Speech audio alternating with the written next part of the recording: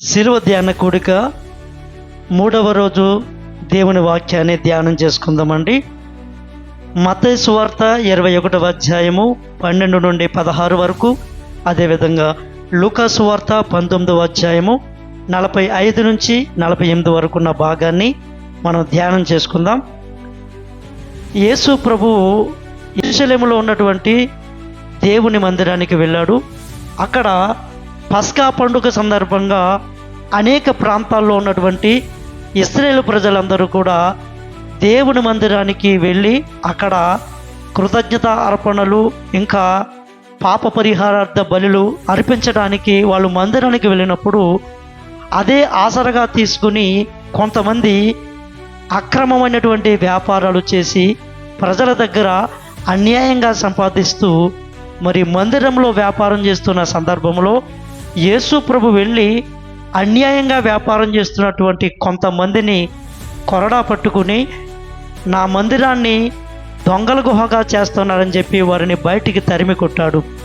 ఆ సమయంలో ఆయన అంటున్నాడు, నా మందిరము ప్రజలకు ప్రార్థనా మందిరము అనబడుతుందని. ఈ సందర్భాన్ని బట్టి మనం నేర్చుకోవలసినటువంటి విషయాలు ఏంటంటే, ఈ 4 విషయాలు మనము ప్రాముఖ్యంగా నేర్చుకోవలసినటువంటి అవసరం ఉంది. మొట్టమొదటిగా, యేసు ప్రభువు యెరూషలేములో ఉన్న మందిరములో అన్యాయపు వ్యాపారం జరుగుతున్నప్పుడు కోపపడి అందరినీ కొరడా పట్టుకుని బయటికి నెట్టివేశాడు. ఇక్కడ చూస్తే క్రైస్తవుడు నిజంగా కోపపడొచ్చా, దీని గురించి బైబిల్ ఏం చెప్తుంది అని మనము ఆలోచన చేస్తే, బైబిల్లో వ్రాయబడినటువంటి మాట ప్రకారంగా యాకోబు పత్రిక 1వ అధ్యాయము ప్రకారంగా అక్కడ దేవుని నీతిని మానవుని కోపము ఎప్పుడూ కూడా నెరవేర్చలేదు అంటున్నాడు. అంటే మానవుడి యొక్క కోపము ఎప్పుడు కూడా దేవునికి వ్యతిరేకంగానే ఉంటుంది. కాబట్టి ఎన్నడూ కూడా కోపపడొద్దని బైబిల్ చెప్తా ఉంది. అయితే దేవుని బిడ్డలారా, ఇక్కడ యేసు ప్రభు ఎందుకు కోపపడ్డాడు అని అంటే, ఆయన కోపము బాధ్యతతో కూడిన నీతియుక్తమైనటువంటి కోపము.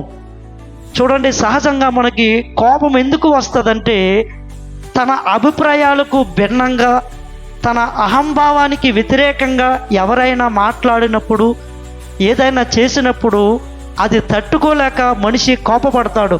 అయితే దేవుని బిడ్డలారా, యేసు ప్రభు యొక్క కోపము ఆయన మీద ఎవరో అన్నారనో ఆయనకేదో నష్టం కలిగిందనో కాదు, కానీ అక్కడ దేవుని నీతిని నెరవేర్చడానికి ఆయన కోపపడినట్లుగా మనకు కనబడుతుంది. కాబట్టి దేవుని బిడ్డలారా, మనమెవరము కూడా ఎప్పుడు కోపపడకూడదని బైబిల్ చెప్తా ఉంది. అంతేకాకుండా మనల్ని ద్వేషించే ఉన్నవారిని, ఒకవేళ హింసించిన వారిని, మన ఆలోచనలకు మన మీదకి భిన్నంగా పనిచేస్తూ వ్యతిరేకంగా పనిచేసి నష్టపరిచే వారిని సైతము మనం ప్రేమించి వారి కొరకు ప్రార్థించమని చెప్పి బైబిల్ చెప్తా ఉంది. చూడండి, బైబిల్ గ్రంథంలో దావీదు అనే ఒక వ్యక్తి ఉన్నాడు.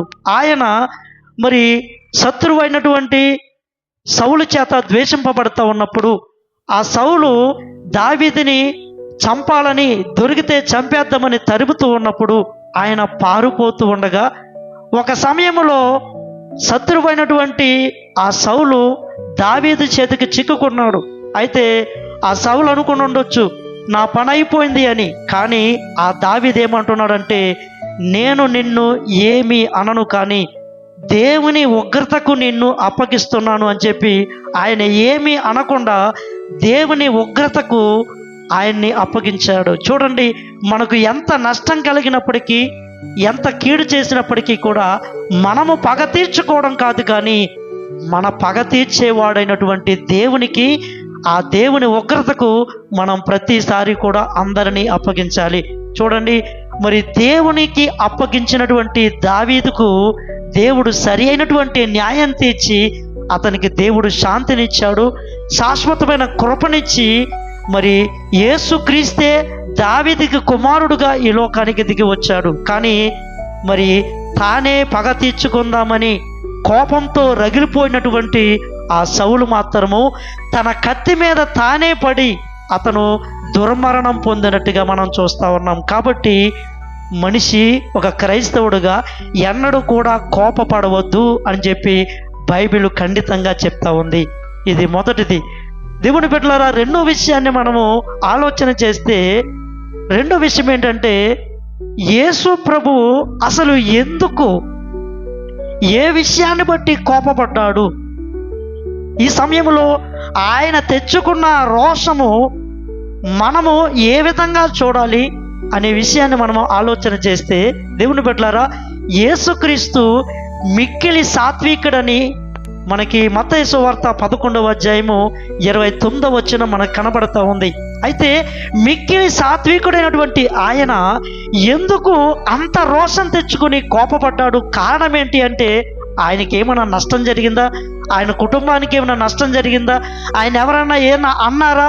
ఆయనకి ఏమైనా బాధ కలిగిందా? ఏమీ జరగలేదు. కానీ దేవుని బిడ్డలారా, మరి ఆయన ఎందుకు కోపపడవలసినటువంటి అవసరం వచ్చిందంటే, ఆయన తండ్రి ఇల్లు అయినటువంటి దేవుని సంఘము అక్కడ పాడైపోతా ఉన్నప్పుడు, ఆ దేవుని సంఘము నష్టం కలుగుతూ ఉన్నప్పుడు దానిని ఎంత మాత్రము తట్టుకోలేకపోయాడు యేసు ప్రభు. చూడండి, ఆయనకు నష్టం కలిగినప్పుడు, పొడిచినప్పుడు, కొట్టినప్పుడు, నిందించినప్పుడు ఎప్పుడు కూడా ఆయన ఎవరిని ఏమనలేదు. కానీ ఆయనకు నష్టం కలిగిన ఏమనలేదు. కానీ ఆయన సంఘమైనటువంటి మరి ప్రజలకు నష్టం కలుగుతూ ఉన్నప్పుడు మాత్రము ఆయన ఏమాత్రము కూడా తట్టుకోలేకపోయాడు. కానీ చూడండి, మనం దీనికి భిన్నంగా పనిచేస్తూ ఉంటాం.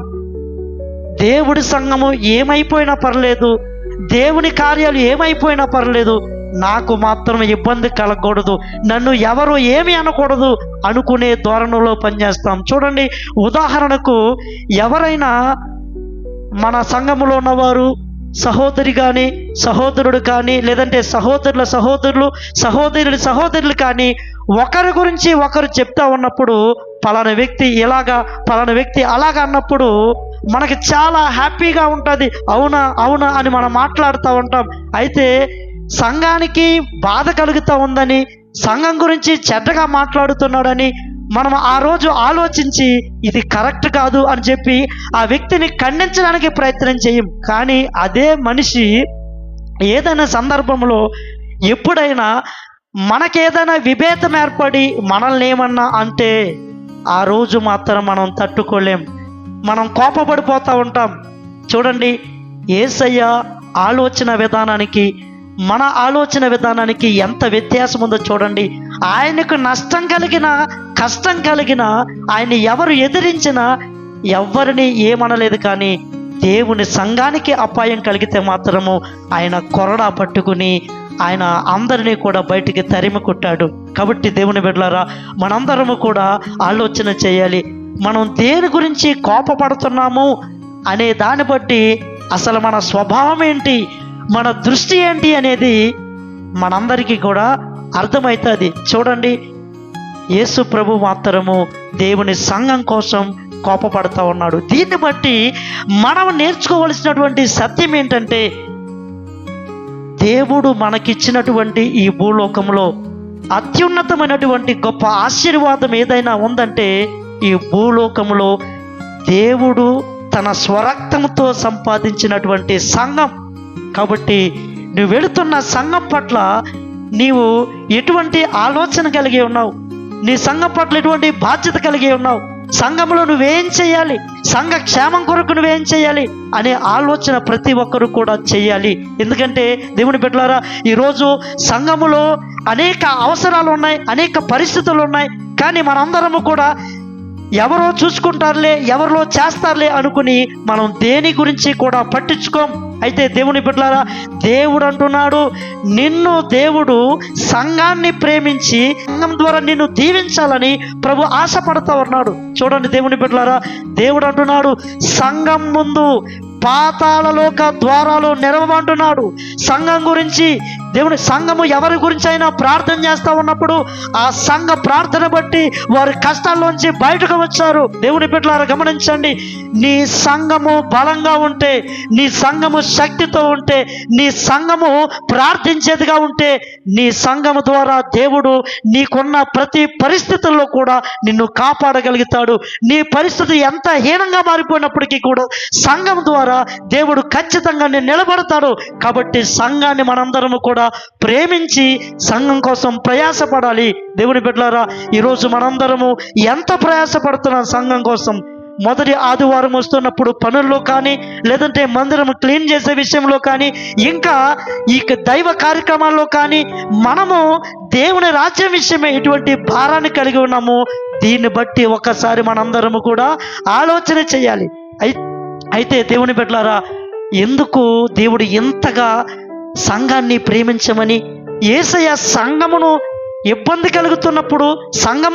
కలుగుతున్నప్పుడు కొరడా పట్టుకుని ఎందుకు అంత ప్రయాసతో పాటుపడుతున్నాడు అంటే, దేవుని బిడ్డలారా, సంఘమును ప్రేమించేవాడు దేవుణ్ణి ప్రేమించుచున్నట్టే.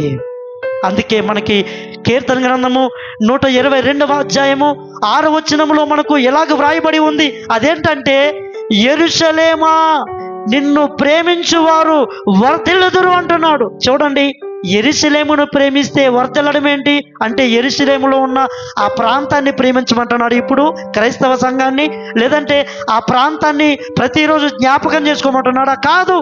ఈరోజు యెరూషలేమునకు సాదృశ్యంగా ఉన్న నీ సమీపంలో ఉన్నటువంటి నీ సంఘాన్ని ప్రేమించు, అప్పుడు నీవు వర్ధిల్లుతావని చెప్పి దేవుడు మాట్లాడుతూ ఉన్నాడు. కాబట్టి దేవుని బిడ్డలారా, యేసుక్రీస్తు ఆయన ఏ విషయం గురించి ఈరోజు కోపపడ్డాడు అంటే, ఏ విషయం గురించి రోషం తెచ్చుకున్నాడు అంటే, సంఘం గురించి రోషం తెచ్చుకున్నాడు.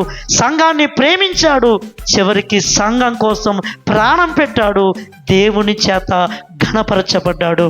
దేవుని బిడ్డలారా, ఇది రెండవది.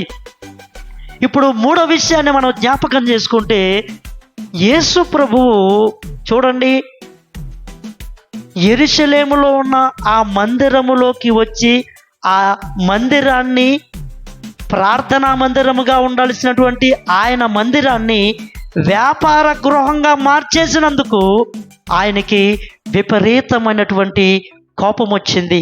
చూడండి దేవుని బిడ్డలారా, మనందరము కూడా ఈరోజు గమనించాల్సిన విషయం ఏంటంటే, నిజానికి మందిరం అంటే మనమే దేవుడికి మందిరం.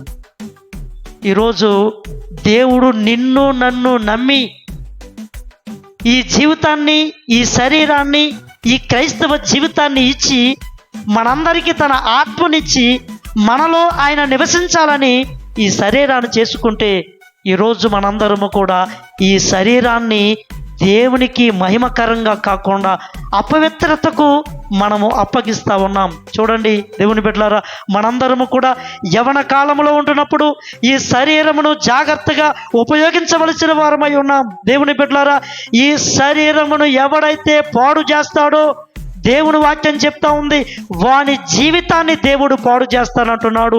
ఎందుకంటే యేసుక్రీస్తు మిక్కిలి సాత్వికుడైన వాడు సింహము వలె గర్జనతో కొరడా బట్టి వాళ్ళందరినీ కూడా బయటకు తరిమివేయడానికి అంత కోపం ఎందుకు వచ్చిందంటే, ఆయన సంఘం అంటే, లేదంటే ఆయన ఆలయం అంటే ఆయనకు అంత ఇష్టం. ఈరోజు ఆయనకు ఆలయంగా చేసుకున్న ఈ శరీరము కూడా ఆయనకి ఎంతో ఇష్టం. కాబట్టి ఈ శరీరం అనే ఆలయాన్ని నువ్వు ఎక్కడైనా అపవిత్రపరిస్తే దేవుడు ఖచ్చితంగా నీ పైన ఆయన కోపపడే అవకాశం ఉంది. చూడండి, అనేక మంది ఈ యవ్వన కాలంలో వివాహమునకు ముందు, దేవుని బిడ్డలారా, వివాహమునకు తర్వాత అనేక మంది ఈ శరీరమును కాపాడుకునే విషయంలో అజాగ్రత్తగా ఉండడాన్ని బట్టి దేవుని కోపము రగులుకొని దేవుని ఉగ్రత అనేక మంది చూస్తూ ఉన్నారు. చూడండి, మనందరికీ కూడా కీర్తన గ్రంథము 38వ అధ్యాయంలో అక్కడ దేవుడు ఏం మాట్లాడతాడంటే, ఆయన కోపోద్రేకము వలన శరీరములో ఆరోగ్యము బయటికి వెళ్ళిపోయిందంట, ఎముకల్లో స్వస్థత లేదంట, జీవితము కృంగిపోతుందంట. చూడండి దేవుని బిడ్డలారా, దేవుని కోపము ఎంత ఘోరంగా ఉంటుందో చూడండి. కాబట్టి దేవుని బిడ్డలారా, దేవుడు ఏం మాట్లాడుతున్నాడంటే, మనందరము కూడా దేవుని కోపమును చూడకుండా ఉండాలంటే మన శరీరములను మనము పరిశుద్ధంగా కాపాడుకుంటూ ఉండాలి. చూడండి దేవుని బిడ్డలారా, మనము ఒకవేళ శరీరమును కనుక అపవిత్రపరిస్తే, ఈ కంటి ద్వారా, ఈ మన శరీరము ద్వారా, మన ఆలోచన ద్వారా మన శరీరాన్ని మనం అపవిత్రపరిస్తే కనుక ఆయన ఆ రోజు ఆలయాన్ని పాడు చేసే వారి జీవితాల్ని ఆయన ఎలాగూ తన కోపముతో తరిమి కొట్టాడు, అలాగే దేవుని బిడ్డలారా, అపవిత్రపరిచిన ప్రతి ఒక్కరిని కూడా ఆయన కోపోద్రేకముతో దండించేవాడై ఉన్నాడు. చూడండి, ఈరోజు అనేక మంది రోగులైపోతున్నారు, అనేక మంది అనేక నష్టాలు పాలైపోతూ ఉన్నారు. చూడండి దేవుని బిడ్డలారా, కారణం ఏంటంటే జీవితము పాడైపోయి అనేక విధాలుగా కూలిపోవడానికి కారణం ఏంటంటే దేవుని ఉగ్రత మనం చూస్తూ ఉన్నాం. కాబట్టి దేవుని బిడ్డలారా, దేవుని వాక్యం చెప్తుంది ఏంటంటే, నువ్వు గనుక ఈ శరీరం అనే ఆలయాన్ని పాడు చేస్తే నీ జీవితము సర్వనాశనమైపోతుందని దేవుని వాక్యం చెప్తా ఉంది. కాబట్టి నీవు ఆయన ఆలయాన్ని ఎప్పుడు కూడా పరిశుద్ధంగా కాపాడాలి. ఇది 3వ మాట. దేవుని బిడ్డలారా, 4వ విషయాన్ని మనందరము కూడా ధ్యానం చేస్తే ఆయన అంటున్నాడు, ఇది మనందరికీ ఇచ్చే వాగ్దానం. ఈరోజు ఆయన ఏమంటున్నాడంటే, నిజంగా నువ్వే దేవునికి ఆలయమైతే ఆ రోజు శరీర సంబంధమైన ఆలయాన్ని కాపాడడానికి ఆయన ఎంతగా నిలబడ్డాడో, ఈరోజు నీవు దేవుని ఆలయంగా మారిపోతే, అంటే దేవుని ఆలయంగా మారిపోవడం ఏంటి? ప్రార్థన ఆత్మ కలిగి నిరంతరము ప్రార్థనతో దేవునితో గడిపితే, అంటే నా మందిరము ఎల్లప్పుడూ ప్రజలకు ప్రార్థనా మందిరం అంటున్నాడు. చూడండి, ఏ జీవితం అయితే ప్రార్థనతో ఉంటుందో వాళ్ళు ప్రార్థనా మందిరముగా దేవుడు ఎంచుతాడు. దేవుని బిడ్డలారా గమనించండి, ఆ ప్రార్థనా మందిరమును కాపాడడానికి ఆయన నిలవబడి ఆ మందిరమును ముట్టిన వారి జీవితాలను ఆయన చిందరవందర చేశాడు. ఈరోజు నిజముగా నువ్వు ప్రార్థనా పరుడువైతే, ప్రార్థనా పరురాలువైతే, ఈరోజు దేవుడు అంటున్నాడు, నీ జీవితమునకు ఏ కీడు రాకుండా, ఎవరు ఏ మనిషి నీకు కీడు చేద్దామని ప్రయత్నం చేసినప్పటికీ, దేవుని బిడ్డలారా గమనించండి, దేవుడు నీ జీవితంలో ఏది తాకకుండా ఆయన నిన్ను కాపాడేవాడై ఉన్నాడు. చూడండి, జకర్యా గ్రంథము 2వ అధ్యాయము 8వ వచనములో దేవుడు ఎలాగో మాట్లాడుతూ ఉన్నాడు, ఎవడైనా నిన్ను ముట్టితే నా కంటిలో పొడిచిన దానితో సమానం అంటున్నాడు. చూడండి దేవుని బిడ్డలారా, ఎందుకు అంటే ఆయన ప్రజలుగా, లేదంటే ఆయన సంఘముగా, లేదంటే ఆయన ఆలయముగా ప్రార్థనాపరుడుగా నీవు ఉన్నావు. కాబట్టి నిన్ను కాపాడడము ఆయన బాధ్యత. కాబట్టి దేవుని బిడ్డలారా గమనించండి, ఈరోజు మనందరము కూడా దేవునికి ప్రార్థన ద్వారా మందిరముగా మార్చబడదాము. ఈరోజు మన జీవితంలో ఏ కీడుని అనిపిస్తున్నామో దాని నుంచి దేవుని చేత కాపాడబడదాం. చూడండి దేవుని బిడ్డలారా, ఎవరైనా కానీ నిన్ను టచ్ చేశారా, వాళ్ళ జీవితాలు ముప్పు తెచ్చుకున్నట్టే. ఎవరైనా నిన్ను టచ్ చేశారంటే కనుక వాళ్ళ జీవితాలు దేవుని ఉగ్రత పాలైపోయినట్టే. కాబట్టి ఈరోజు దేవుడు మనందరికీ వాగ్దానం చేస్తున్నాడు, ఈరోజు దేవునికి ఆలయంగా మారు, దేవుని చేత అనుక్షణము కూడా భద్రపరచబడు. ఆనాడు ఎలీషా చుట్టూ శత్రువులు మూగినప్పుడు శత్రువులకు ఎలీషాకి మధ్యలో దేవుడు అగ్నిరథాలు పెట్టాడు. యోబు చుట్టూ ఆయన ఆ కంచె వేశాడు, సాతాను ముట్టుకోలేకపోయాడు. ఈరోజు నిన్ను కాపాడే బాధ్యత కూడా దేవునిది. కాబట్టి ఈరోజు నీవు దేవుని ఆలయముగా ప్రార్థన పరుడుగా నిలబడు. నువ్వు నీ కుటుంబము కూడా భద్రపరచబడాలని దేవుడు మనందరికీ వాగ్దానం చేస్తా ఉన్నాడు. దేవుడు ఈ దినమున మనతో మాట్లాడిన ఈ 4 మాటలు అవేంటంటే, మనము కోపపడకూడదు అని మాట్లాడుతున్నాడు. మనము ఆలయాన్ని, సంఘాన్ని మిక్కిలిగా ప్రేమించి సంఘము కొరకు మనము ప్రయాసపడాలి అని చెప్తున్నాడు. మూడవదిగా మన శరీరాన్ని ఎన్నడూ అపవిత్రపరచకూడదు అంటున్నాడు. 4వదిగా మనమే ప్రార్థనా పరులుగా ఉంటే దేవుడు మన జీవితాలకి ఏ హాని కలగకుండా, మన కుటుంబాలకు ఏ హాని కలగకుండా ఆయన కాపాడుతాను అని సెలవిస్తూ ఉన్నాడు. కాబట్టి మనందరము కూడా ఈరోజు పాఠాన్ని బట్టి మరి దేవుని మాటల ద్వారా దేవుని శక్తిని చూచి ఆయన గొప్ప కార్యాలు మనము కూడా ఈ దినమున పొందుకొందుముగాక. ఆమేన్.